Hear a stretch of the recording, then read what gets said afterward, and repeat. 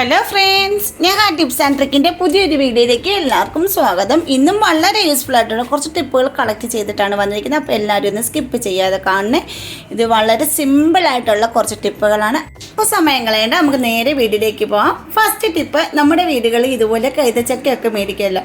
അപ്പോൾ ഈ കൈതച്ചക്കയൊക്കെ മേടിക്കുമ്പോൾ ഈ കൈതച്ചക്കയുടെ ഇത് കളയാൻ വേണ്ടി, മുള്ള് കളയാൻ വേണ്ടി നമുക്ക് കുറച്ച് പാടായിരിക്കും. നമ്മളിങ്ങനെ കട്ട് ചെയ്യുമ്പോൾ തന്നെ നമ്മുടെ കയ്യിലൊക്കെ കൊള്ളുകയൊക്കെ ചെയ്യും. പെട്ടെന്ന് സിമ്പിളായിട്ട് എങ്ങനെ കൈതച്ചക്കയുടെ മുള്ളിങ്ങനെ ചെത്തിക്കളയുക എന്നുള്ള അടിപൊളി ടിപ്പാണ് ഞാൻ കാണിക്കുന്നത്. അപ്പോൾ ഇതിൻ്റെ രണ്ട് സൈഡ് ഇതുപോലെ ഒന്ന് കട്ട് ചെയ്ത് കളയുക. നമ്മൾ സാധാരണ ഇതേ രീതിയിൽ വെച്ചിട്ടാണ് ചെത്തി എടുക്കാറുള്ളത്.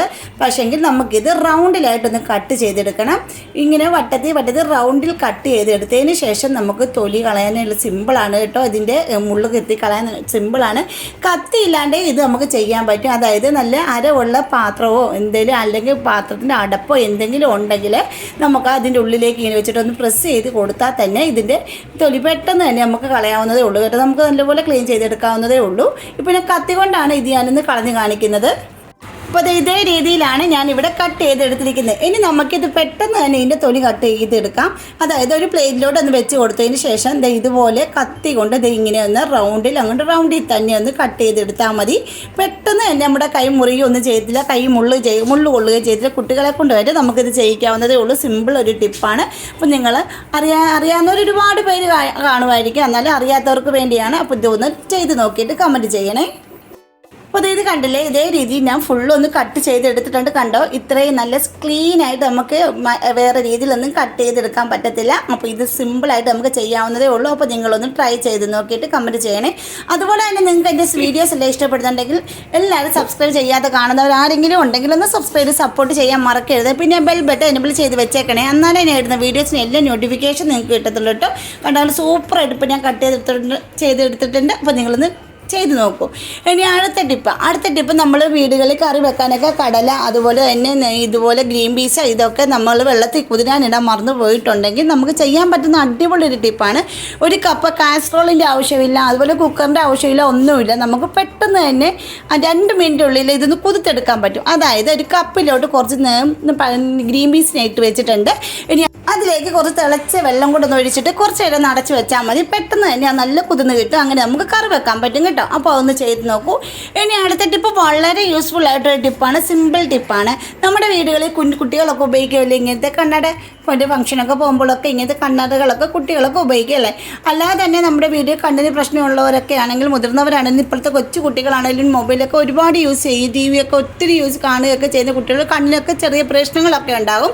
അപ്പോൾ ആ കുട്ടികളെല്ലാം ഇങ്ങനെ കണ്ണട വെക്കുന്ന കുട്ടികൾ കാണുമല്ലോ. മുതിർന്നവരും വെക്കും, കൊച്ചു കുട്ടികളും വെക്കും. അങ്ങനത്തെ കണ്ണടകളും അതുപോലെ ഇതുപോലെ ഫാഷനായിട്ട് വെക്കുന്ന ഇങ്ങനത്തെ കണ്ണടകളൊക്കെ നമ്മൾ വെളിയിലൊക്കെ യൂസ് ചെയ്തിട്ട് വരുമ്പോൾ ഈ പൊടിയൊക്കെ അടിച്ച് അഴുക്കൊക്കെ പിടിച്ചെടുക്കാൻ വളരെ സാധ്യത കൂടുതലാണ്.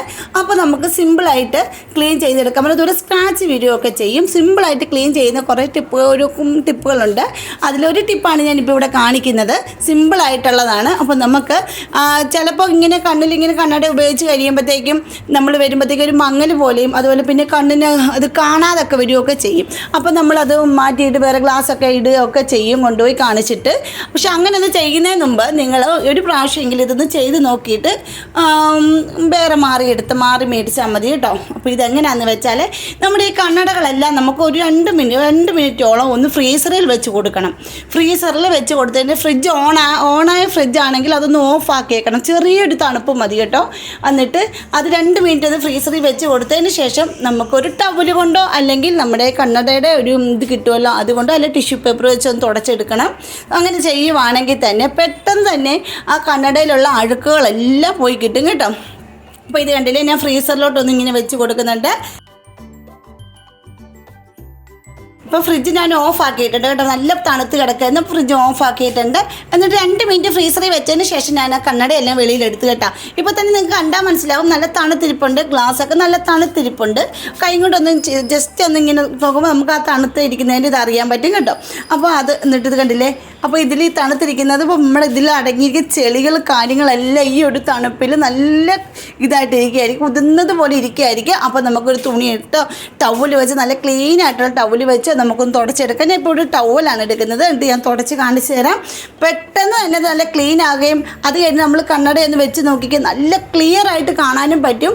പിന്നെ നമ്മൾ അതിട്ടുകൊണ്ട് വെളിയിലൊക്കെ പോയിട്ട് വരണം, അങ്ങനെ പൊടി അത് പിടിക്കത്തില്ല കേട്ടോ. അപ്പോൾ നിങ്ങളൊന്നും ചെയ്ത് നോക്കൂ. ചെയ്ത് നോക്കിയിട്ട് ഇഷ്ടപ്പെട്ടെങ്കിൽ ഫ്രണ്ട്സിനൊക്കെ ഒന്ന് ഷെയർ ചെയ്ത് കൊടുക്കണേ. പിന്നെ ഒരു ടവൽ എടുത്തൊന്ന് തുടച്ച് കാണിക്കുക. ഇപ്പോൾ കണ്ടിട്ട് ഞാൻ എടുത്ത് ആദ്യം കൊണ്ടുവന്നത് പോലെയാണ്. അപ്പോൾ നമ്മുടെ ഈ കണ്ണട ഇരിക്കുന്നത് നിങ്ങളൊന്ന് നോക്കിക്കേ, വളരെ യൂസ്ഫുള്ളാണ്. ഒന്ന് ട്രൈ ചെയ്ത് നോക്കൂ കേട്ടോ.